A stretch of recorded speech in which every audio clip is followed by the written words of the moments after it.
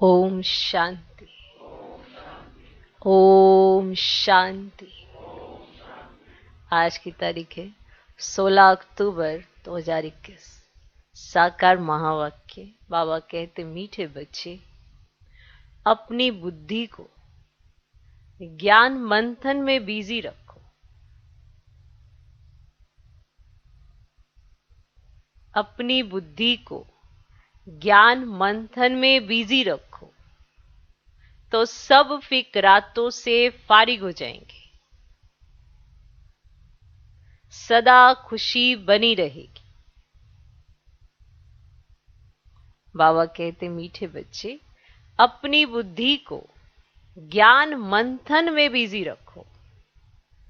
ज्ञान मंथन में बिजी रखो तो सब फिक्रातों से फारिग हो जाएंगे। सदा खुशी बनी रहेगी। ठीक। अपनी बुद्धि को ज्ञान मंथन में बिजी रखो। माना बुद्धि जो है वो अपना कार्य करती करती है। मन संकल्प रचता है, बुद्धि मनन चिंतन करती है, मालूम है ना। तो अब किस बात का मनन चिंतन कर रहे हो, ये आत्मा पर निर्भर करता है कि वो इन दोनों को क्या कार्य देती है। अब हम सोचते हैं कि मन के वशीभूत आत्मा है, ऐसा नहीं। आत्मा के अंडर मन बुद्धि है, तो मन में क्या संकल्प आएगा क्या नहीं, ये आप निर्णय करते हैं। आपकी बुद्धि कहाँ जाएगी कहाँ नहीं, ये भी आप निर्णय करते हैं।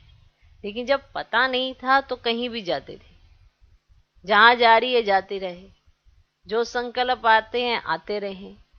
तो अब ऐसा नहीं कर सकते। अब मालूम है कि राजा की सीट पर कौन है और मंत्री कौन है। पहले मंत्री के अंडर थे राजा, तो फिर उसी का शासन था।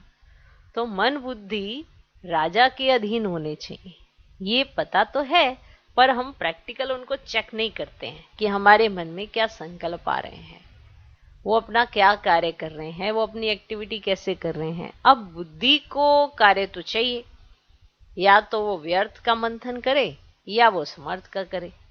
अब समर्थ के लिए हमारे पास ज्ञान धन है, तो उस पर अपनी बुद्धि को लगा के रखें, फिर मनन चिंतन करते रहें। अब फिक्रात किस बात की होती है, फिक्रे किस चीज की है, यही ना, क्या करें कैसे करें, क्या होगा क्या नहीं होगा। जब आपकी बुद्धि ज्ञान मनन चिंतन में बिजी रहेगी तो वो फिक्रात क्यों करेगी, किसी बात की फिक्र क्यों करेगी, क्योंकि उसे पता है मेरे साथ कौन है। माना आत्मा के अंडर मन बुद्धि है, और आत्मा पावरफुल इसलिए है कि ऑल माइटी अथॉरिटी उसके साथ है। तो ये दोनों भी अंडर हो गए। माना राजा के अंडर मंत्री। अब राजा किसके साथ, सुप्रीम के साथ। तो फिर ये दोनों कहना नहीं मानेंगे, मानेंगे ना। तो सब फिक्रातों से आप फारिग हो जाएंगे और आपकी खुशी सदा बनी रहेगी। खुश रहने के लिए आपके मन बुद्धि आपके अंडर होने बड़े जरूरी है। अगर आप चाहेंगे मैं खुश रह लूं और ऑटोमेटिकली अपने आप रह लूं, ऐसा नहीं होता। आपके मन में कैसे संकल्प आते हैं, आपकी बुद्धि क्या मनन चिंतन करती है, उस पर निर्भर करता है आत्मा की खुशी। तभी किसी दिन तो आप खुश होते हैं, किसी दिन आप नहीं खुश होते हैं। कभी तो कोई पॉइंट याद आ जाता है तो खुश हो जाते हैं, और अगर पॉइंट कोई व्यर्थ का चल पड़ा तो उदास हो जाते हैं। दिन तो वही है, कोई नई चीज तो आई नहीं है, या ना ही कहीं से क्रिएट होकर आई है। अगर ड्रामा प्लान अनुसार कोई चीज आती है फिर तो समझ में आता है कि सब पे परिस्थिति आई है। लेकिन अगर बैठे बैठे ही खुश होना, बैठे बैठे ही उदास हो जाना, तो ये डिपेंड करता है कि आप मन बुद्धि के अंडर हैं या वो आपके अंडर है। तो आपने बुद्धि को कार्य देना है मनन चिंतन का, ज्ञान मंथन का। अगर उसमें बिजी रहेगी बुद्धि तो फिक्रातों से फारिग रहेगी, कोई फिक्र उसे नहीं लगेगी, और वो खुशी भी अनुभव करेगी आत्मा, तो खुश रहेंगे। ओके। इसीलिए जिस दिन सुबह सुबह आपके अंदर कोई अच्छा श्रेष्ठ संकल्प आ जाता है तो उस दिन खुशी ऑटोमेटिकली रहती है। और अगर सुबह सुबह कुछ ऐसा संकल्प आ गया तो ऑटोमेटिकली दुखी होते रहते हैं, चाहे वो पास्ट को लेके, चाहे वो फ्यूचर को लेके, वर्तमान को लेके नहीं। चाहे या तो पास्ट में रहेंगे या फ्यूचर में रहेंगे, वर्तमान अपना खो देंगे। इसीलिए मन बुद्धि को बाकी फिक्रों से हटाओ और ज्ञान मंथन में बिजी रखो, तो सब फिक्रातों से फारिग हो जाएंगे, सदा खुशी बनी रहेगी। बनी रहेगी ना। आज का प्रश्न, जो अपने को शिव बाबा के यज्ञ का सर्वेंट समझते हैं, उनकी निशानी सुनाओ।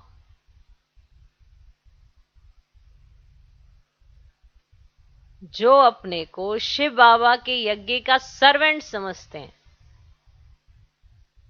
माना वो समझते हैं कि मैं यज्ञ का सर्वेंट हूं, शिव बाबा के यज्ञ का सर्वेंट हूं, उनकी निशानी सुनाओ।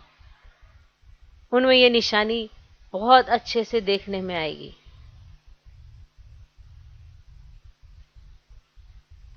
जो अपने को शिव बाबा के यज्ञ का सर्वेंट समझते हैं। अच्छा चलो हाथ खड़ा करो, कौन समझते हैं शिव बाबा के यज्ञ का सर्वेंट अपने आप को? क्योंकि शिव बाबा कहते हैं मैं बच्चों का सर्वेंट हूं, तो बाबा तो कितनी निरंकारिता से कहते हैं, लेकिन क्या आप अपने आप को यज्ञ का सर्वेंट समझते हो? अच्छा सारे ही समझते हो। जब उत्तर सुनोगे तो फिर क्या होगा? फिर आप अपने पे बलिहार चले जाना, क्योंकि अगर उत्तर आपकी स्थिति से मैच कर गया तो इससे बड़ी खुशी की बात क्या होती है। माना भगवान ने भी स्टैंप लगा दी कि हाँ सच में मैं शिव बाबा की यज्ञ का सर्वेंट हूं। तो उत्तर सुनने के बाद आप फिर से हाथ खड़ा जरूर कर लेना, पहले से ही बता रहे उत्तर क्या है। शिव बाबा इस ब्रह्मा मुख से जो कुछ बोलेंगे उसे वे फौरन मान लेंगे। जो शिव बाबा के यज्ञ का सर्वेंट स्वयं को समझते हैं, तो उनकी ये निशानी है कि जो शिव बाबा इस ब्रह्मा मुख से जो कुछ बोलेंगे, कुछ भी जो कुछ बोलेंगे उसे वे फौरन मान लेंगे। जो कहें उसे मानना, इसको ही श्रीमत कहा जाता है। जो कहें, जैसा कहें, उठो तो उठ गए, बैठो तो बैठ गए। देखो ये उठो बैठो ये तो आप 100 बार भी कर लोगे, लेकिन सही मायने में बुद्धि से उठो और बैठो। जो वो कहें उसमें आपकी बुद्धि नेगेटिव ना सोचे, हमेशा वही सोचे जो वो कहना चाहते हैं, वही करें जो वो करवाना चाहते हैं। बस इसी को श्रीमत कहा जाता है। जो वो कहे उसे फौरन मान लेना, उसमें संकल्प विकल्प नहीं। क्यों मेरे को क्यों कहा, उसको कह देते ना, मेरे को ही क्यों कहते रहते। ये आना ही समझ लेना कुछ तो गड़बड़ है मुझ में कुछ तो गड़बड़ है। हम समझते इस बात को बड़ा हल्का सा है, अरे अपने ही माँ बाप है, क्या फर्क पड़ता है। आ जाते हैं थोड़ा, क्या फर्क पड़ता है, पर आ नहीं जाते हैं। जब सब कुछ माँ बाप ही होते हैं तो ये आ कैसे सकते हैं संकल्प? जब मालूम है कि मेरी खातिर उनका कभी भी ऐसा कोई संकल्प नहीं चलता, सिर्फ मेरे कल्याणार्थ चलता है, तो ये मुझे अपने आप को समझाना नहीं पड़ता रोज रोज। या कोई भी सिचुएशन आए उसमें मुझे अपने आप को कहना नहीं पड़ता, नहीं नहीं वो मेरे कल्याण के लिए कह रहे हैं, पर मुझे एक्सेप्ट नहीं हो रहा, पर मैं क्या करूं, पर वो मेरे कल्याण के लिए कह रहे हैं, पर एक्सेप्ट नहीं हो रहा, क्या करूं, पर वो मेरे कल्याण। माना आपको बार बार अपने आप को रिवाइज कराना पड़ रहा है। माना इतना आपके अंदर वो समर्पण भाव नहीं है जो होना चाहिए। सेकंड थॉट क्यों आता है? मार्जिन बाकी है ना, बुद्धि की मार्जिन बाकी है कि आपको लगता है मेरी बुद्धि भी तो अच्छी चल सकती है, तभी तो आप अपनी ओपिनियन देंगे, वरना तो एक ही ओपिनियन पे चलते रहेंगे ना तर्क होगा ना वितर्क होगा, ना ऐसा होगा कि मेरी बात क्यों नहीं मानी, ना ऐसा होगा कि हाँ भाई उसको क्यों नहीं कहा, मुझे क्यों कहते हैं। कभी ऐसा नहीं होगा। कारण वो जो कहते हैं, जैसा कहते हैं, मुझे वैसा ही करना है, यही मेरे लिए श्रीमत है। तो श्रीमत की व्याख्या वो अपने आप में ये नहीं कि क्या क्या श्रीमत है, जो भी उनके मुख से निकला वो मेरे लिए श्रीमत है। अगर मैं उनसे कुछ पूछूं कि ये ऐसा करना है और साथ में ये रख दूं कि 2 ऑप्शन है, अगर बाबा ऐसे में हाँ कर देता है तो वो कितना अच्छा हो जाए, पर अगर ना करते हैं तो चलो कोई बात नहीं, मान लेंगे, कोई दिक्कत नहीं है, पर फिर भी अगर हाँ वाले ऑप्शन कह देना बाबा, कितना अच्छा लगेगा, है ना। तो मेरी खुशी का ना ठिकाना ही नहीं रहेगा। पर वो जब ना वाली ऑप्शन आ जाती है और बाबा सच में ना वाली ऑप्शन कह देता है, क्यों बाबा, बस आप इतना बता दो क्यों, बाकी तो मैं मान लूंगा, वो जाना कहाँ है मैंने, आप ही का हूं, आप ही का रहूंगा। पर हम ये नहीं समझ पा रहे हैं कि बाबा की नजर में हम क्या हैं। जो सिचुएशन हमें दिख रही है वो तो सारी दिशाएं देख रहा है ना, आप तो एक ही जगह की देखे जा रहे हो, और आपको कुछ जो देख रहे हो वो दिख भी नहीं रहा है प्रॉपर, क्योंकि आंखों के आगे तो देह अभिमान का पर्दा छाया हुआ है, कहां से नजर आ जाएगा। तो जो इनके मुख से निकला उसको मान लेना, बिना कोई संकल्प चलाए, बिना कुछ और सोचे। सोच चली तो अभी यज्ञ के सर्वेंट हम अपने आप को नहीं समझते। सर्वेंट को कभी भी संकल्प नहीं चलते। ये आपने देखा है, जो सर्वेंट अपने मालिक के प्रति संकल्प चला देता है वो कभी अपना ओबीडियंट नहीं होता, कभी ओबीडियंट नहीं हो सकता। और जो संकल्प नहीं चलाता है, जैसा मालिक कहे वैसा करता है, वो वफादार भी कहलाया जाता है, आज्ञाकारी भी कहलाया जाता है, और लॉन्ग माना अपना सारा जीवन ही वहीं लगा देता है। अब ये उस सर्वेंट की निरंकारिता को हो या मालिक की निरंकारिता को हो, दोनों का कनेक्शन ही ऐसा है। सर्वेंट ने अपने आप को बलिहार कर दिया, मालिक ने उसको जो कहा उसने वो कर लिया, तो उसका फेद भी बन गया। तो विश्वास जो है बनता नहीं है, कमाया जाता है। आप पैदा होते ही आप सोचेंगे सारे मुझ पे विश्वास कर लें, ऐसा नहीं होता। जीवन में आप जितनों से भी मिलते हो, बहुत सारे ऐसे इंसिडेंट्स होते हैं जिसमें आप विश्वास कमाएंगे। ये कमाने की चीज है, करने की नहीं। कमाओ, दूसरों का विश्वास कमाओ। आप अपनी एक्टिविटी से कमाते हो, आप कैसे रहते हो, क्या करते हो। कहीं कहते हैं ना कोई हमें समझता नहीं है, तो आप कौन सा अपने आप को समझ पाए हो। जो भगवान आपको समझ पाता है, भगवान को भी नहीं समझ पाए हो, तो फिर यही कहोगे कि कोई मेरे को समझ नहीं सकता।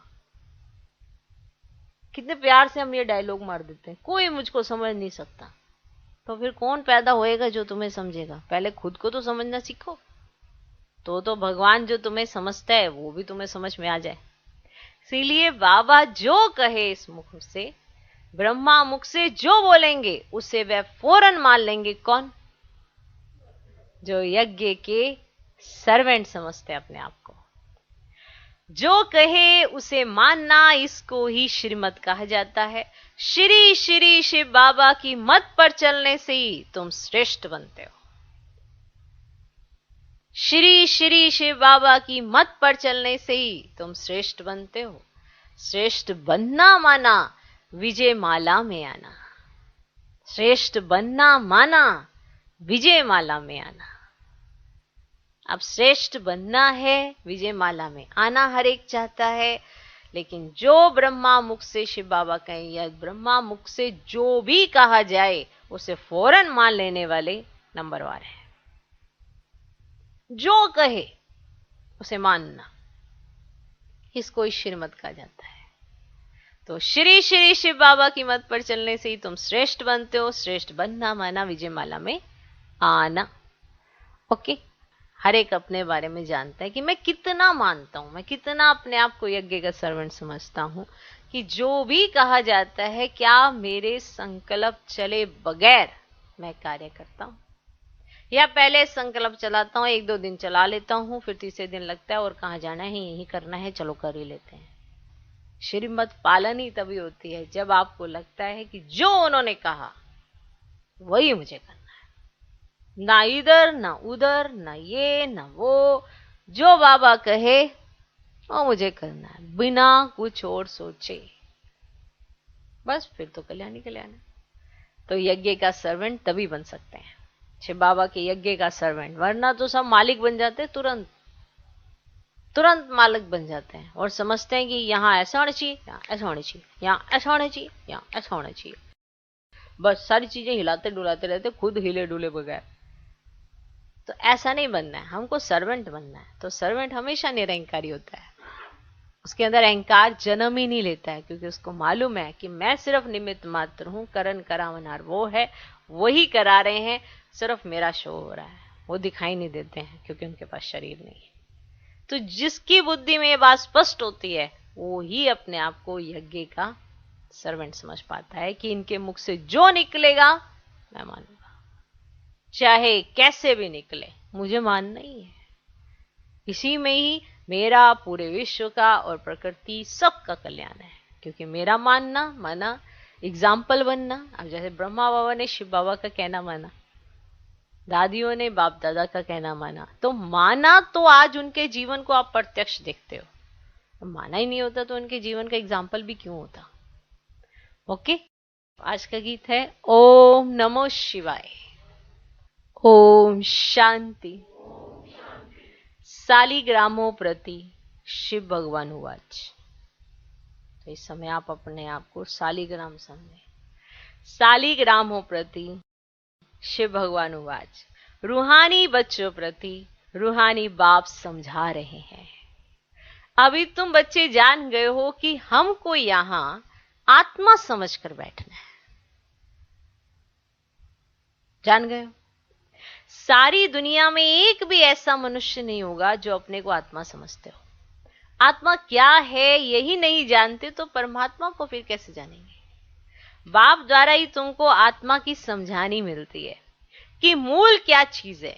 मनुष्यों को कुछ भी पता ना होने के कारण कितना दुखी है। तुम बच्चे जानते हो इस ड्रामा अथवा सृष्टि रूपी कल्प वृक्ष की आयु 5000 वर्ष है। जैसे आम का बीज है, आम खाने वाला, जैसे आम का बीज है, वे चैतन्य होता तो समझाता कि हम बीज हैं, हमसे ये झाड़ ऐसे निकला है, माना आम ऐसे कहता। अगर वो चैतन्य होता, माना उसको बोलने की अगर वो होती ना, हम आम हैं, हमारे ये बीज है, ये देखो मेरा झाड़, ऐसे आम कहता ना अगर चैतन्य होता तो। परंतु वह जड़ चैतन्य झाड़ एक ही है। समझे? अब बात समझ में आई कि परमात्मा बीज रूप है, चैतन्य है, और हम सब आत्माएं भी चैतन्य है, हम सब आत्माओं का झाड़ है। समझ में है? इसीलिए बाप ही आकर हमको इस झाड़ की नॉलेज देते हैं कि ये देखो मैं बीज, तुम झाड़ में लगी हुई आत्माएं, और झाड़ कैसे निकलता है, कैसे उसमें धर्मों की, तो एक ही चैतन्य झाड़ है। शुरू से लेकर अंत तक इस सारे झाड़ का तुमको ज्ञान मिला हुआ है। नंबरवार पुरुषार्थ अनुसार समझ सकते हो। जितना जिसका पुरुषार्थ उतना उसको झाड़ समझ में आता है। बाप कहते हैं मैं इस मनुष्य सृष्टि का बीज सत्य चित्त आनंद स्वरूप हूं। मुझे ज्ञान का सागर कहा जाता है। यह निराकार के लिए महिमा है। तुम जानते हो बाप की यह महिमा सबसे न्यारी है। मनुष्य तो बाप की महिमा को बिल्कुल ही नहीं जानते। भले ये लक्ष्मी नारायण आदि देवी देवताएं हैं, इन्हों को भी ये नॉलेज नहीं है। ये ड्रामा का ज्ञान तुमको मिला है, बड़ा वंडरफुल और बड़ा अच्छा ज्ञान है। देखो सत्युग में भी नहीं होगा तुम्हारे पास। तुम जानते हो इस सृष्टि का चक्र कैसे फिरता है, फिर देवता बनेंगे, तो ये ज्ञान रहेगा नहीं। वंडर है ना। तुम इस ड्रामा के एक्टर्स हो ना, तुमको रचता और रचना के आदि मध्य अंत का ज्ञान है। बाकी ना शूद्र वर्ण को ना देवता वर्ण को यह ज्ञान है। ऐसे नहीं कि ज्ञान परंपरा चलता है। जैसे त्योहारों के लिए कहते हैं ना, परंपरा से चलते आए हैं। अभी तुम समझते हो सत्युग में तो इन त्योहारों को कोई जानते ही नहीं। परंपरा से कहां से चलते हैं? वहां ऐसी दिवाली नहीं होती है, वहां कुछ भी याद नहीं रहेगा। वहां तो राज्य करते हैं।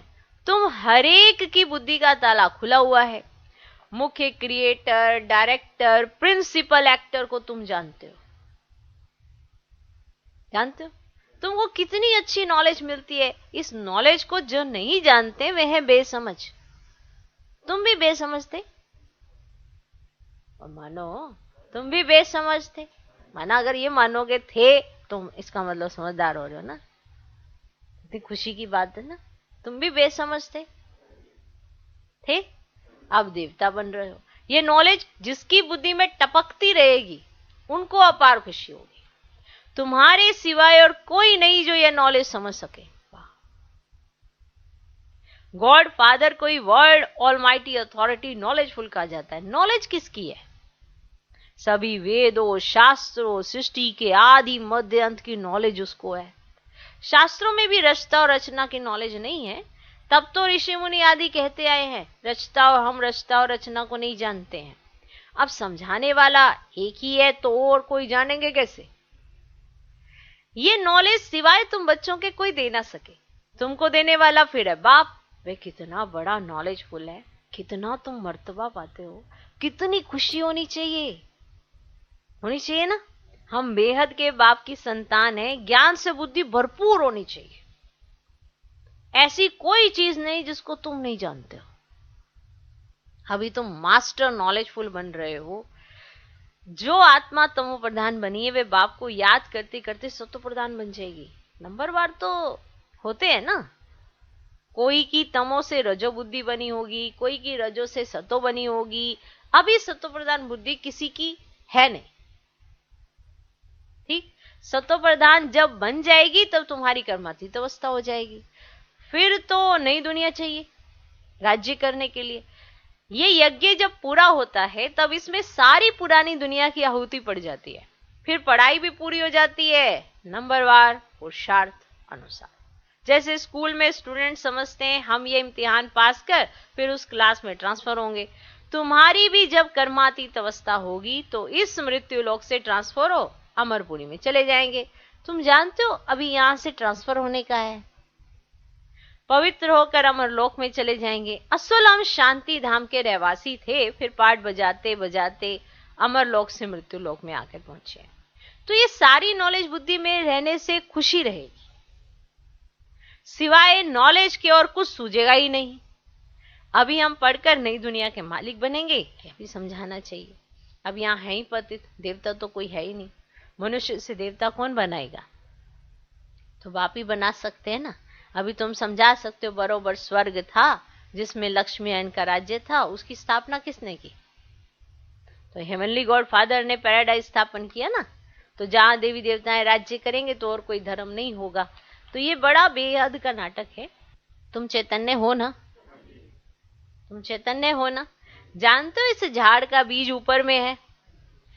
बाप भी इम्प्रेसिबल अविनाशी है, तुम भी इम्प्रेसिबल हो। अभी सारा झाड़ जर्जरी भूत अवस्था को पाया है। इस समय सब मनुष्य कांटे मिसल बन गए। माना आप किसी से आराम से बात करो तब भी वो कांटे लगाते रहते हैं, कांटे बन गए, है ना। कांटों का जंगल है ना, सब एक दो को दुख देने वाले हैं। तो बाप ही बागवान है, उनको खेवैया भी कहते हैं। तुम भी बोट चलाने सीख रहे हो बोट चलाने। हरेक की नैया पार कैसे हो सो तुमको बैठ समझाते हैं। नैया कोई शरीर नहीं है, नैया आत्मा और शरीर दो चीजों की बनी हुई है। गाते भी है नैया मेरी पार लगाओ। अभी आत्मा भी पतित है तो शरीर भी पतित है, अब पार कैसे और कहां जाएं? तो अभी तुम मूल वतन, सूक्ष्म वतन, अब सतयुग से लेकर कलयुग तक सब राजों को जान गए हो। जान गए सब राज जान, फिर भी बुद्धि में ये क्यों नहीं रहता? मैंने जान तो सब कुछ गए हो, फिर भी बुद्धि में क्यों नहीं रहता? तुम भूल क्यों जाते हो? तुम भूल क्यों जाते हो? सदैव बुद्धि में यह टपकता रहे ना तो तुम खुशी में रहेंगे, फिक्र से फारिग हो जाएंगे। बुद्धि में यही टपकता रहे ज्ञान, बड़ी खुशी होगी। तुम जानते हो बाबा आया हुआ है, मैंने पक्का करा लेना हमको ले जाने। जो नॉलेज बाप में वे हमको दे रहे हैं, यह है बिल्कुल नई बातें जो बाप के सिवाय और कोई समझा नहीं सकते। निराकार बाप साकार द्वारा सुनाते हैं, तुम भी शरीर के द्वारा सुनते हो। तो बाप तुम बच्चों को भी आप समान बनाते हैं।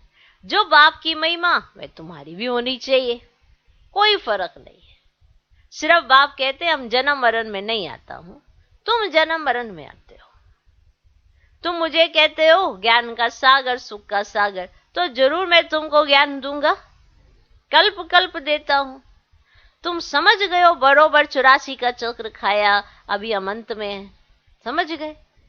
फिर बाप हमको पहला नंबर में ले जाते हैं। तो ये नॉलेज है ना, नॉलेज है सोर्स ऑफ इनकम। जो जितना जितना पढ़ता है उनकी इनकम वैसी होती है। ये नॉलेज भी है, धंधा भी है। तुम कूड़ा किचड़ा देते हो बाबा को, कूड़ा किचड़ा देते हो बाबा को। जब कोई मरता है ना तो करनी घोर को दे देते हैं ना। यहां तुमको जीते जी देना है। वास्तव में बात अभी की है। बाप कहते तुम्हारे पास जो कुछ है मरने से पहले दे दो, तुम ट्रस्टी बन जाओ। नहीं तो तुम्हारे पास जो पड़ा होगा ना वे अंत में याद आएगा। तो जैसे कोई साहूकार आदमी है, वे ज्ञान नहीं लेंगे, उनकी साहूकारी भी एक जन्म के लिए ना, शरीर तो छोड़ ही देंगे, पता नहीं कर्मों अनुसार कहां जाकर जन्म लेंगे। तो अगर हमको साहूकारी मिलती भी है और हम उसे सफल कर देते हैं तो फिर माना आगे के लिए और स्टोरेज हो जाती है कि आप अपने आगे जन्मों के लिए और निर्धारित कर लेते हो। लेकिन अगर आपको साहूकारी मिली, बाप का ज्ञान भी नहीं मिला और फिर शरीर छूट गया तो कर्मों परमान अब आपको पता नहीं कहां जन्म मिलेगा। तुम तो जानते हो हम अभी जितना पुरुषार्थ करेंगे उतना प्रारब्ध पाएंगे। इस समय है सब जिस्मानी सर्विस करने वाले, रूहानी सर्विस को कोई जानते ही नहीं। सुप्रीम रूम आकर तुमको नॉलेज समझाते हैं। वह है सुख का सागर, दुख हरता, सुख करता। उनकी शिव जयंती भी मनाते हैं, परंतु बुद्धि में नहीं आता है। अभी तुम्हारी बुद्धि में ये ज्ञान है कि बाबा हमको फिर से 5000 वर्ष के बाद आकर सुनाएंगे। सत्य में ये ज्ञान नहीं होगा तो कलयुग में फिर कहां से आएगा। क्लियर। दुनिया में ये कोई नहीं जानते कि लक्ष्मी नारायण का मंदिर हम क्यों बनाते हैं। ये कौन थे, इन्हों को ये राज्य किसने दिया, ये कर्मों का फल है ना। बाप बैठ अभी तुमको कर्म अकर्म विकर्म की गति समझाते हैं। भगवानुवाच है ना, गीता से ही आदि सनातन देवी देवता धर्म की स्थापना होती है। वहां मनुष्य थोड़े होते हैं, बाकी सब जरूर मुक्ति को पाते होंगे। महाभारत लड़ाई भी लिखी हुई है, बहुत आफतें आएंगी, नेचुरल कैलेमिटीज आएगी, पुरानी दुनिया खत्म होगी। ये वही बॉम्ब्स मिसाइल्स हैं, ये वही विनाश का समय है। जबकि भगवान ने आकर रुद्र ज्ञान यज्ञ रचा था जिससे विनाश ज्वाला निकली। भगवान यज्ञ रचते हैं सुख शांति के लिए, बाकी दुख अशांति का जरूर विनाश होना चाहिए। इस ईश्वरीय ज्ञान यज्ञ में सारी सृष्टि स्वा हो जाएगी। ये बातें तुम्हारी बुद्धि में हैं। हम ब्राह्मण हैं, इस शिव बाबा के यज्ञ में हम ब्राह्मण सर्वेंट हैं। हम हैं सच्चे सच्चे मुख वंशावली ब्राह्मण। तुम बच्चों को बाप जो मुख से कहे वह मानना चाहिए। बाप जो मुख से कहे वह मानना चाहिए। श्रीमत पर ही हमको चलना है। ये भी तुम जानते हो, श्री श्री शिव बाबा की मत पर हम श्रेष्ठ बनकर माला के दाने बनेंगे। माला के दाने कहा जाता है सिजरे को। सिजरा होता है ना, फिर वह बढ़ता जाता है। बाबा ने खुद सिजरा बनाया है, यह भी सिजरा है। ऊपर में है निराकारी शिव बाबा, फिर है आत्माएं। निराकारी सिजरा फिर साकारी होता है। पहले पहले नंबर में है प्रजापिता, वह जिस्मानी वह रूहानी। रूहानी बाप आकर प्रजापिता ब्रह्मा द्वारा रचते हैं। कहते भी हैं पति दुनिया को आकर पावन बनाओ। परले तो कभी होते नहीं। वर्ल्ड की हिस्ट्री ज्योग्राफी रिपीट होती है। पुरानी दुनिया सो फिर नहीं बनती है। अभी तुम पुरुषार्थ कर रहे हो नई दुनिया के लिए। ये बेहद की नॉलेज बेहद का बाप ही देते हैं। हद का वर्षा होते हुए भी बेहद के बाप को याद करते हैं ना। हे भगवान कहते हैं ना, जब कोई मरते हैं तो कहते हैं गॉड फादर को याद करो। तो 2 फादर सिद्ध होते हैं ना। सभी आत्माएं ब्रदर्स हैं। आत्मा ही पुकारती है, हे दुख हरता सुख करता, हे लिबरेटर आओ हमको घर जाने के लिए गाइड करो। हमको घर याद है परंतु जा नहीं सकते क्योंकि माया ने पंख तोड़ डाले। हमारी पवित्रता गवा दी हमने माया के चक्र में, जिससे हमारे आत्मा की शक्तियां क्षीण हो गई, खत्म हो गई। अब वही पवित्रता का धन हमें बाबा देने आया है। वही ज्ञान धन से हम माला माल हो जाएंगे, तभी तो अच्छे कुल में जन्म लेंगे। तो अगर हमारे पंख ना टूटे होते, ऐसा नहीं है ना, हमारे पंख टूट गए क्योंकि माया ने हमारे पंख तोड़ दिए, अब हम घर नहीं जा सकते, तो कोई घर वापस जा नहीं सकते। अभी तुमको अपनी जोत को आप ही जगाना है, आप ही जगाना है। माना बार बार आपको याद करना है कि आप हो क्या। ये बार बार रावण ने आपको स्मृति दिला के शरीर शरीर शरीर इसमें फंसा डाला है। अभी आप अपने आप को बार बार याद कराओ कि आप क्या हो, तो आपको अपनी जोत स्वयं जगाना है। बाप को याद करने से घृत पड़ जाएगा, वरना आत्मा की ज्योति जगने लगेगी। जोत एकदम बुझ नहीं सकती। देखो थोड़ी सी हल्की हल्की सी जल रही है, आप घृत डालो क्योंकि बिल्कुल ही खत्म हो चुका है, ज्ञान घृत डालो उसके अंदर, तो याद से वो ज्योत जगने लगेगी और रोशनी हो जाएगी। आपको सब कुछ साफ साफ स्पष्ट दिखाई देगा। और जब कुछ स्पष्ट दिखाई देता है तो उस पर चलना कठिन नहीं होता है। ये कठिनाई तब है जब अंधकार में चल रहे हो, आधा इधर आधा इधर, तो कुछ स्पष्ट नजर नहीं आता। और जब स्पष्ट नजर नहीं आता तो ठोकरें खानी पड़ती हैं। तो आपकी ज्योति एकदम बुझ नहीं जाती है। कोई मरता है तो दीवा जगाते हैं, खास वहां एक मुकर्रर रखते हैं कि इसमें घृत डालते जाओ नहीं तो अंधियारा हो जाए। अभी तो तुमको योग बल से घृत डालना है तो घोर अंधियारे से सोजरा दीप माला हो जाएगी। दीप माला सत्युग में होगी, यहां नहीं। उत्सव जो भी मनाए जाते हैं उनका भी रहस्य तुमने समझा है। वह तो कुछ भी समझते नहीं, फिर भी समझाया जाता है ये राखी आदि है पवित्रता में रहने के लिए। मनुष्यों को ज्ञान का इंजेक्शन ऐसी युक्ति से लगाना चाहिए जो फील करे कि बरोबर हम तो भ्रष्टाचारी है, ऐसे वो खुद फील करे। श्रेष्ठाचारी बाप ही बनाते हैं। बाप कहते मन मना भव, तो तुम तमो प्रधान से सत्व प्रधान बन जाएंगे। युक्ति से तीर लगाना चाहिए, बात करने की ताकत चाहिए। अभी तुम सर्वशक्तिमान बाप से शक्ति पाए माया पर जीत पाते हो, फिर तुम्हें राज्य भाग्य मिल सकता है। सिवाय बाप के और कोई जीत पहना ना सके। बाप कहते हैं देखो बच्चे, तुमको क्या से क्या बनाता हूं। अब ऐसे बाप को निरंतर याद जरूर करना है तो विक्रम विनाश होंगे। ये बोझा खत्म करने के लिए बाबा बार बार आपको याद कराते हैं। बाप कहते हैं मामिकम याद करो तो अंतमति स्वगति हो जाएगी। जैसा चिंतन किया जाता है वैसे बन जाते हैं। तो बाप कहते मुझे याद करते करते तुम भी बन जाएंगे। क्लियर? अगर बाप जो सिखा रहे हैं उसका चिंतन करेंगे तो बाप समान बनेंगे। अगर चिंतन ही उल्टा करेंगे तो बाप समान कैसे बनेंगे? इसीलिए फॉलो करना है तो मन बुद्धि पर उनका प्रभाव होना चाहिए, तो ही आत्मा फॉलो कर पाएगी। और अगर मन बुद्धि किसी और में लगी हुई है, अटकी हुई है, उसी का चिंतन चलता रहता है, तो उसके जैसे ही बन जाते हो। सब कुछ आपके सामने है, फिर भी हमारी बुद्धि उस तरह से कार्य नहीं करती क्योंकि हम मंथन नहीं करते हैं। तो युक्ति से तीर लगाना चाहिए, बात करने की ताकत चाहिए। अभी तुम सर्वशक्तिमान बाप से शक्ति पाए माया पर जीत पाते हो, फिर तुम्हें राज्य भाग्य मिल सकता है। सिवाय बाप के और कोई जीत में ना सके। बाप कहते देखो बच्चों, तुमको क्या से क्या बनाता हूं। अब तो मुझे निरंतर याद करो, तुम्हारे विक्रम विनाश हो जाएंगे। बाप कहते मामिकम याद करो तो अंतमति सुगति हो जाएगी। जैसा चिंतन किया जाता है वैसे बन जाते हैं। तो बाप कहते मुझे याद करते करते तुम भी बन जाएंगे। याद से विक्रम भी विनाश होंगे और अपने घर वापस चले जाएंगे। यह नॉलेज सोर्स ऑफ इनकम है। हेल्थ वेल्थ है तो हैप्पी भी है। वहां कितनी बड़ी आयु होती है। योगेश्वर कृष्ण को नहीं कहेंगे, योगेश्वर तुम हो। ईश्वर तुमको योग सिखा रहे हैं। ये राजयोग है। योग लगाकर तुम राज्य भाग्य पाते हो। ईश्वर तुमको योग सिखाए राजाई का वर्षा देते हैं। तुमको राज्य किसने दिया? बाप ने। बाप कहते अलफ को याद करो, बाप और वर्षे को याद करो तो पाप कटते जाएंगे। ये तो बहुत सहज है। तुम्हारी बुद्धि में कितना ज्ञान है।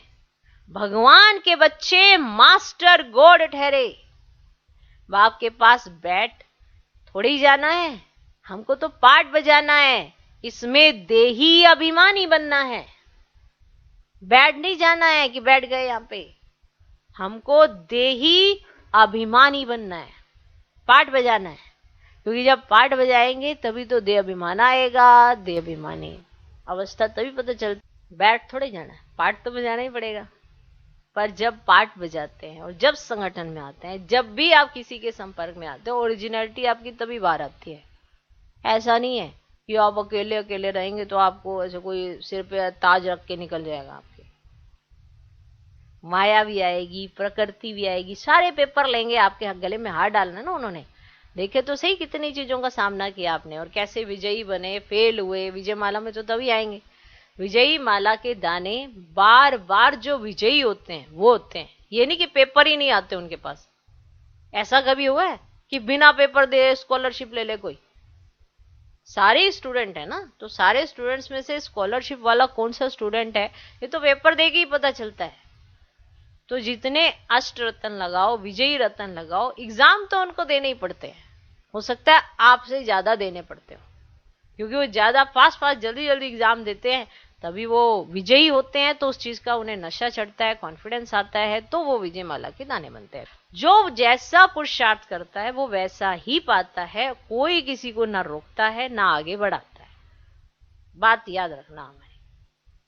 ना ही कभी रतन को या फिर किसी भी हीरे को छिपाया जा सकता है।